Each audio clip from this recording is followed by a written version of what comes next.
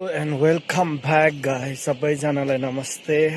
आज day 6 challenge YouTube blogging challenge day 6 मा सबैजनालाई स्वागत छ। र आज चाहिँ म सब्जी कलेक्सन छ आज, किनकि एभ्री सटरडे सब्जीहरू लानुहुन्छ यहाँ गाउँमा।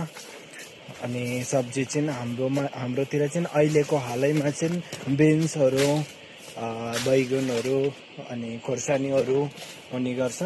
तर अत्याधिकमा चाहिँ हामी काँक्राको खेती गर्छ अहिले, किनभने सिजन हेर्दा नि अब तपाईहरूलाई थाहै होला कति तातो सिजन छ। काँक्राको लागि चाहिँ अहिले म यहाँ डोको बोकेर जाँदैछु र डोको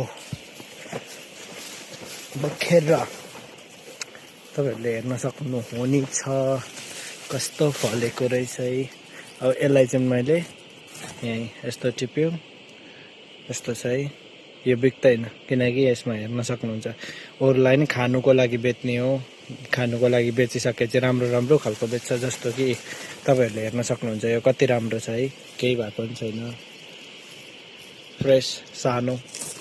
उता पराउँदै पनि देख्न सक्नुहुन्छ कति राम्रो राम्रो फलेको हुन्छ है। र यसलाई चाहिँ हामीले घुमाएर टिप्नुपर्छ, किनकि घुमाएर टिप्दाखेरि झ्याल पनि छिन्दैन, फल पनि राम्रोसँगले आउँछ। यस्तो फलेको छ, त्यसरी टिप्नुपर्छ। सबै राम्रो रहेछ, क्वालिटी दिस टाइम राम्रो रहेछ एउटाको।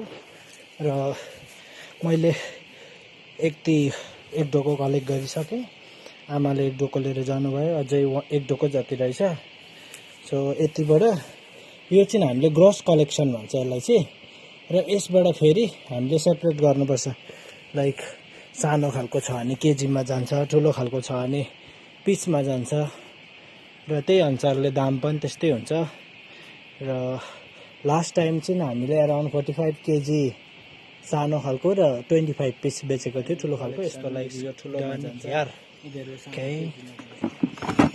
कति केजी आउँछ पनि। र आजको लागि चाहिँ यति नै है गाइस। बाबा, I love you, stay safe, stay bless.